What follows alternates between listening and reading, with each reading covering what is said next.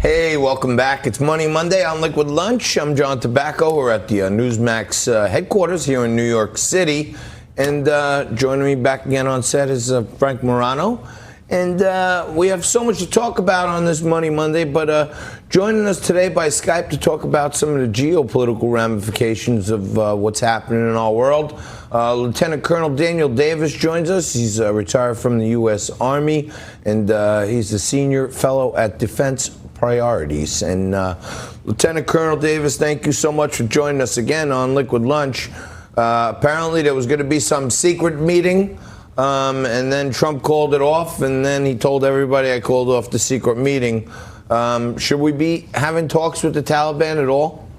Actually, no, we shouldn't. And really, we've seen the reasons why that is because there is no negotiated deal that would be politically acceptable to the United States. It's even possible. And that gets to the very core of the issue. Can the U.S. military instrument even be facilitating an outcome preferable to the United States? The answer is no. Once you understand that, then the next most logical move is we need to militarily withdraw. We need to do it on our standards, on our timeline, and we don't need to be begging the Taliban to do anything. This is something that we can handle on our own, and we need to. Colonel, you were the absolute first person that we wanted to talk to on this, because the last time you were on this show, you said essentially what you just said, that negotiating with the Taliban is a waste of time and we should leave on our own terms. This meeting that was going to take place yesterday was going to be the first tri-party talks with the Taliban, the elected Afghan government, and the United States. So far, the elected Afghan government, which is supposedly our allies, they've been excluded from all these talks. My question for you is, what would our terms look like? I agree we should certainly withdraw from Afghanistan and stop having our troops be targets for terrorists. But what sort of terms, if you were creating America's terms for withdrawal, what would we be doing?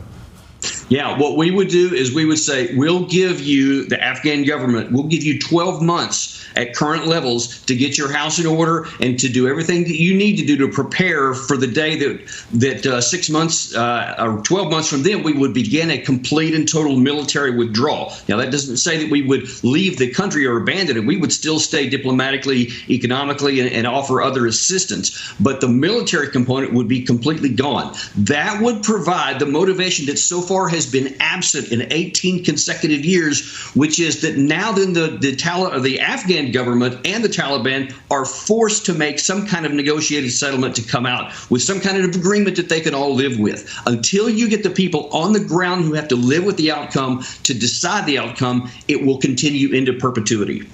And Colonel, 18 years ago on Wednesday, we all remember what happened, the horrible September 11th attacks, which ultimately led to the war in Afghanistan. And I think the biggest fear of every American is that if we do withdraw and the Taliban does take over either the whole country or 2/3 of the country or whatever amount of territory, they'll again provide a safe haven for al-Qaeda to mount some sort of a terrible terrorist attack like what happened on 9/11.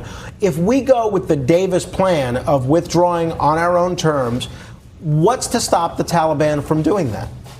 Yeah, that's the best question to ask. And the answer is, our troops there right now do not, let me emphasize, do not presently prevent any attacks on the United States. Ergo, their departure won't add to the risk. What does keep us safe right now from all over the world, anywhere that there's terrorists potentially, is our powerful global intelligence, surveillance, and reconnaissance strike capability, and the increasing cooperation between our federal, local, and state law enforcement agencies. That is what presently keeps us safe. And I can just tell you an outright fact. When I was on the ground and there was 140,000 U.S. and NATO troops, 300,000 Afghan troops, there was still vast tracts of that country that were completely out of our control. Now, today, we know for a fact that the Taliban has somewhere around 40 to 50% ownership. So that tells you that even currently, our troops aren't doing anything to prevent anything there now yet.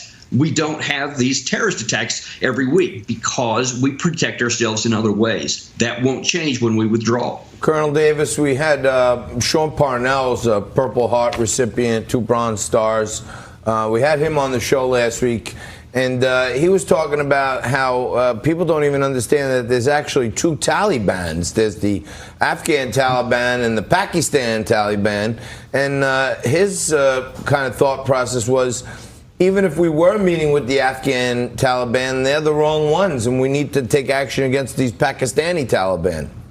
Well, and I'll go one step further. Even within the Afghan Taliban, there is still multiple factions within that. And there is reports, very corroborated reports, that even within the Afghan Taliban, there is a lot of friction between the older Taliban who want to have a negotiated settlement and the younger ones who say, no, let's keep fighting until we have a military victory. So there is no guarantee at all, even within Afghanistan, that they would abide by any kind of rule. But I have been saying from the very beginning, ever since I was first stationed there after 2006, was that if you don't shut the door at Pakistan, then it almost doesn't matter what you do in Afghanistan. That will still continue, and that's just as true today as it was then.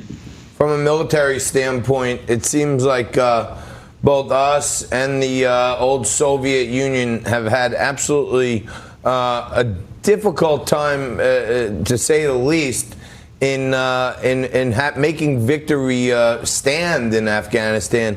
Is there something there with the terrain, the people, or whatever, that it's just difficult to defend and protect?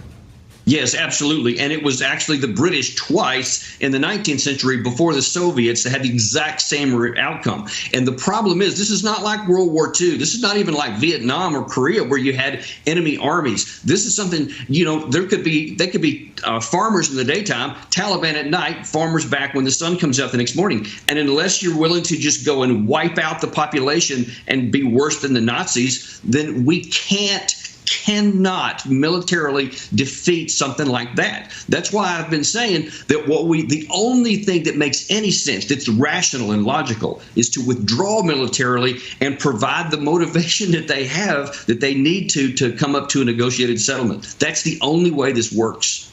Lieutenant Colonel Daniel Davis from the U.S. Army and with Defense Priorities as a senior fellow. I want to thank you for joining us on Liquid Lunch, giving us that boots on the ground understanding of what's really happening there. And I think we on Liquid Lunch, we're all in agreement. Maybe just get some intelligence people around there and get our good men and women and fighting forces back here in the U.S. where we need them to keep our country safe. And thank you for your service, Colonel, and thank you for watching Liquid Lunch. Don't go anywhere. We're coming back right after this.